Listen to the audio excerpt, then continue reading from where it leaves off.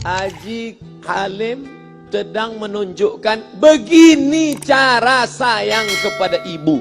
Wahai kalian yang tak menghormati ibu, yang menyepelekan ibu, yang merendahkan ibu. Malam ini lihat, beliau tidak ada ceramah, tidak ada tausiah, tapi langsung dibuat begini cara menghormati ibu. Ini sekarang banyak orang tak menghormati ibu. Berapa banyak ibu yang awalnya bantu-bantu, lama-lama jadi pembantu. Dulu dia tidak tarawih, kenapa? Karena kita menangis merengek di rumah. Sekarang di hari tuanya dia tidak tarawih juga. Kenapa? Dia menjaga cucunya. Berapa banyak itu terjadi? Jangan sampai. Dia tidak pernah menolak cucunya, dia sayang. Tapi kita yang berpikir, berapa kali dia tidak jadi sholat duha karena kita kencing di kaitnya. Berapa kali dia tidak tarawih karena kita menangis merengek sampai subuh datang. Berapa kali dia tidak iktikaf karena kita. Andai dia masih hidup hari ini, datang, belikan pakaian yang paling dia suka, belikan perhiasan kalau ada. Andai tidak cium tangannya, tapi yang sudah meninggal dunia, jangan lupa kau doakan, Rabbil firli wali walidayya warhamhuma kama rabbayani shaghira. Berdoa pun kau tak mau, apalagi yang akan kau bawa menghadap Allah SWT. Meregang nyawa dia melahirkan engkau. 9 bulan 10 hari kau menumpang di perutnya. 2 tahun kau menyusu, melahirkan, menetes darahnya dalam badanmu. Andai kau gendong dia dari Palembang, jangan sebut Palembang lah Pak Ustaz, dari Pekanbaru Riau, kau gendong dia sampai ke Makkah, kembali lagi, belum tentu dapat menebus satu teriakannya saat melahirkanmu. Lalu apa yang bisa kau lakukan? Datang seorang ibu pergi ke tempat servis HP. Nak, tolong anak lihatkan HP saya rusak kayaknya. Dia periksa, ini nggak rusak bu. Terus, memang anak ibu nggak nelpon. Kenapa kau tidak telepon? Datang dia ke rumah anaknya. Nah, ibu nggak ada uang mau buka puasa, bisa minjam 100.000. Apa kata si anak? Sebentar ya ma, aku tanya istriku dulu. Ini Ustaz dapat dari mana? Ada yang kirim WA grup. Jadikan ibumu seperti raja, maka rezekimu akan diberikan Allah seperti rezeki raja-raja. Bukan hadis, dapat dari grup WA. Ini ibu minta terus sholat tarawih, tapi sang anak sudah tidak bisa. Aku mau hentikan saja sholat tarawih ini, karena mau buat tenda ini tidak bisa. Tiangnya bambu, sudah bocor. Kita stop saja sholat tarawih bersama ini. Apa kata si ibu? Buatlah sholat tarawih terus, nanti Allah akan berikan engkau gedung yang besar. Dengan gedung besar itu kau akan tetap sholat tarawih. Mana gedung besar itu? Inilah dia gedung besar. Langsung dikabulkan Allah Subhanahu wa taala. Karena setelah Allah langsung orang tua. Wa qadha rabbuka alla ta'budu illa iyyah. Allah sudah wajibkan engkau menyembah Allah. Setelah Allah, wa bil walidaini ihsana. Kedua orang tua. Jangan kau lawan ibumu. Kayak anak-anakku, jangan kau lawan ibumu.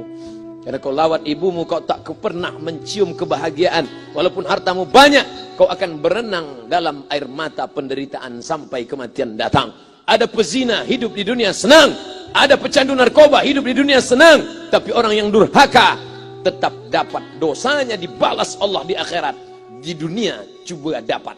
Ustaz, kalau di akhirat dapat, di dunia dapat, untuk apa lagi di dunia? Yang di dunia itu DP-nya. Nanti di akhirat akan kau dapatkan cashnya. Oleh sebab itu jangan main-main dengan ibu. Datang seorang laki-laki, ya Rasulullah, izinkan aku mati syahid. Karena orang yang mati syahid itu tidak akan merasakan sakratul maut illa kal qars, seperti cubitan pada tangan. Izinkan aku mati syahid, karena kalau aku mati syahid tidak akan ada azab kubur. Izinkan aku mati syahid, karena kalau aku mati syahid tidak akan ada hisab, langsung masuk surga. Nabi bertanya, alaka min ummin, ibumu masih hidup?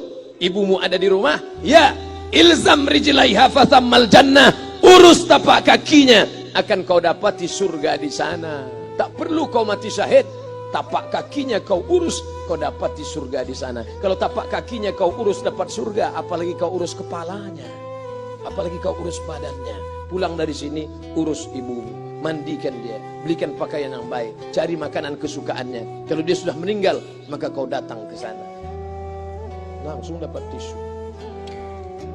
Bapak Ibu yang dimuliakan Allah Subhanahu wa taala. Ini Ustadz suaranya menggelegar nih, marah apa? Enggak, saya tak marah. Terus dikasih Haji Halim buka nasi kuning tadi. Makanya suara menggelegar. Dimasukkan Pak Kapolda daging sama ayam 3. Masya Allah, ini kari Palembang nih Pak Ustaz. Mantap, menggelegar suara kita di rumah. Bapak Ibu yang dimuliakan Allah Subhanahu wa taala, datang seorang laki-laki, kata Nabi sallallahu alaihi wasallam, nanti akan ada laki-laki yang datang kemari minta doanya, doanya kabul. Sahabat heran, kami yang hidup sama Nabi, kami yang perang sama Nabi, kami yang jihad sama Nabi, kenapa mesti minta doa dia? Dia tidak pernah ketemu Nabi. Pokoknya nanti kalau dia datang, minta doa sama dia. Setelah Nabi SAW meninggal, barulah dia datang. Orang itu bernama Uwais Al-Qarni. Kenapa doanya makbul? Dia merawat ibunya. Kalau ibumu kau rawat, doamu dikabulkan Allah Subhanahu wa taala. Apa yang kita lihat malam ini adalah buah bakti kepada seorang ibu. Ya Rasulullah, man ahaqqun nas bi husni sahabati? Siapa yang paling layak mendapatkan baktiku? Ummuka. Siapa lagi? Ummuka. Siapa lagi? Ummuka. Ibumu, ibumu, ibumu. Tsumma man? Siapa lagi? Abuka. Kami, Ustadz, Jenderal Bintang 5, alim ulama, kami hanya dapat 1, sedangkan kalian ibu dapat 3. Ibumu, ibumu, ibumu. Kenapa ibu dapat 3? Karena ibu bisa melakukan 3. Ibu mengandung, ibu melahirkan, ibu menyusukan. Kalau bapak mau dapat 3, coba yang 3. Pulang dari sini, pergi ke tempat jual kelapa muda, beli 1. Jangan dibelah, ikat di perut 9 bulan 10 hari. Kalau mau merasakan melahirkan, pulang dari sini, pergi ke tempat jual mangga. Telan bulat-bulat, keluarkan bulat-bulat. Emang enak jadi perempuan. Mereka luar biasa. Tanya ibumu, berapa kali dia meninggalkan puasa Ramadan? Saat mengandung engkau, 30 hari dia tak puasa. Saat menyusukan tahun pertama, 30 hari dia tak puasa. Saat menyusukan tahun kedua, 30 hari dia tak puasa. Saat dia mau ganti qadha tahun berikutnya, adik mau menyusul. Hari ini dia belum mengqadha puasanya, dia terhutang di hadapan Allah. Lalu apa yang bisa kau lakukan? Malam ini betul-betul disadarkan. Alhamdulillah, ibu saya masih hidup, umurnya 70 tahun. Saya akan pulang dari kajian malam ini. Nampaknya malam ini saya yang ceramah, saya yang tausiah.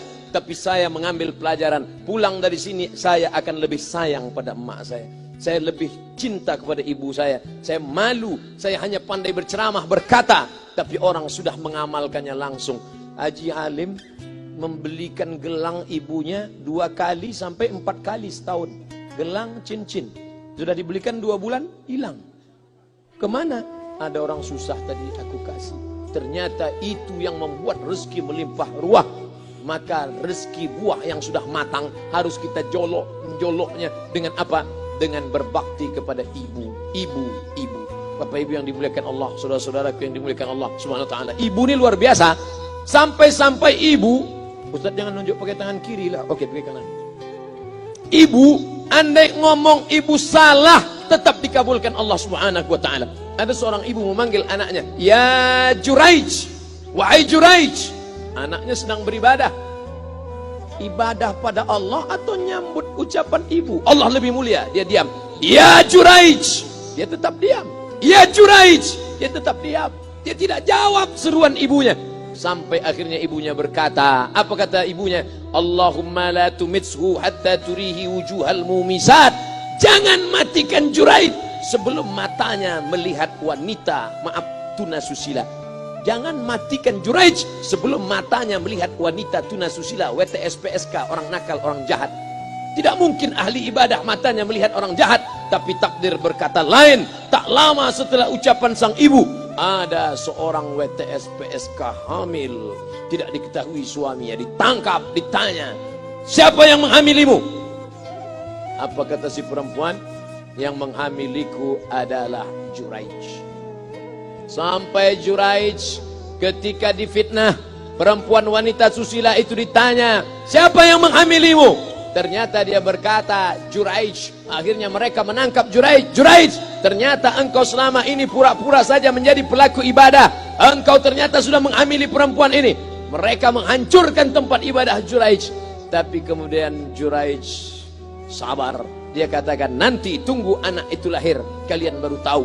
Setelah tak lama anak itu pun lahir dan mereka bertanya kepada anak kecil yang belum bisa bicara, "Ya gulam, wahai anak kecil, man abuka? Who is your father?"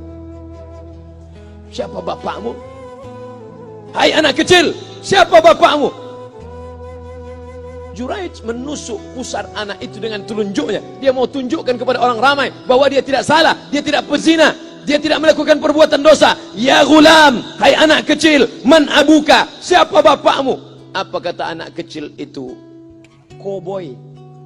Ko sapi, boy penjaga sapi, pengembala sapi. Bapakku pengembala sapi. Barulah orang Yahudi tahu ternyata ra'il ghanam yang menghamili PSK perempuan jahat tadi adalah penggembala sapi. Lalu kenapa fitnah itu terjadi? Allah mengabulkan doa si ibu sebelum Juraij mati. Matanya pernah melihat wanita tuna susila.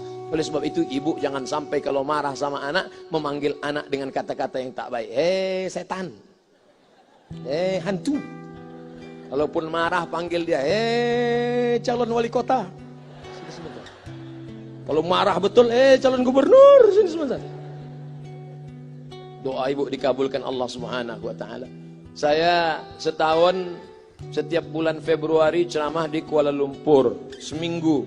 Kuala Lumpur, Selangor, Sarawak, Kuching, kemudian Malaka, Ipoh, Negeri Sembilan. Ketika saya tausiah datang ibu-ibu makcik Malaysia. Assalamualaikum, waalaikumsalam. Ustaz Somad, ya. Saya nak jumpa dengan emak Ustaz. Loh, ngapa jumpa emak saya? Jumpa saya lah. Ustaz pasti dididik oleh seorang ibu. Saya ingin jumpa ibu Ustaz. Saya sangka dia mau jumpa saya. Ternyata ibu di tengah para habaib, diambil diri seorang profesor, dibalik diri seorang gubernur, wali kota, Kapolda. Di dalam diri mereka ini adalah orang-orang luar biasa, tapi dilahirkan oleh perempuan-perempuan yang super luar biasa. Betul? Mereka ini semua dibesarkan perempuan. Makanya ada ungkapan al-jannatu tahta aqdamil ummahat, surga di bawah telapak kaki ibu. Tapi ada yang mengatakan itu dulu Pak Ustaz, sekarang sudah berubah, surga di bawah telapak kaki babysitter. Karena banyak yang menitipkan anaknya kepada penitipan anak. Jangan bu, walaupun kau wanita karir, tidak seberapa itu. Tidak dapat kau tebus kehilangan masa-masa manja mereka dengan pendidikan. Ini banyak ibu-ibu sekarang sudah tidak lagi mengurus anaknya. Padahal 6 tahun pertama, the golden age, usia emas, ibu harus ikat hubungan emosional dengan anak. 2 tahun pertama, susukan. 2 tahun kedua, lompat-lompat, lari-lari, lucu-lucu. 2 tahun ketiga, mulai menghafal surat-surat pendek. Umur 7 tahun, baru dia sholat. Begitu. Sekarang banyak. 2 tahun pertama, dia titipkan ke Al-Baqarah, sapi betina. 2 tahun kedua, dia titipkan ke PAUD dan BUKUD. 2 tahun ketiga, dia titipkan ke TK. Akhirnya anak putus kontak. Setelah anak remaja, baru ibunya nanya, Ustadz, kenapa anak saya lebih mau curhat sama pacarnya daripada sama saya? Karena anak sudah lost contact, putus hubungan dengan ibu. Itulah yang dulu dikejar dengan wanita karir. Pergi pagi pulang petang, peras keringat, banting tulang, tunggang langgang, lintang pukang. Tak dapat kau tebus dengan apapun. Oleh sebab itu, kalau kau sayang kepada mereka, besarkan mereka. Nanti setelah dia SMP, kau tetap bisa berkarir, tetap bisa apapun. Tapi usia emas ini tetap jaga mereka. Di balik anak-anak yang luar biasa, ada ibu yang luar biasa. Di mana letak ibu luar biasa itu? Inilah dia, ibu-ibu semua insya Allah. Amin.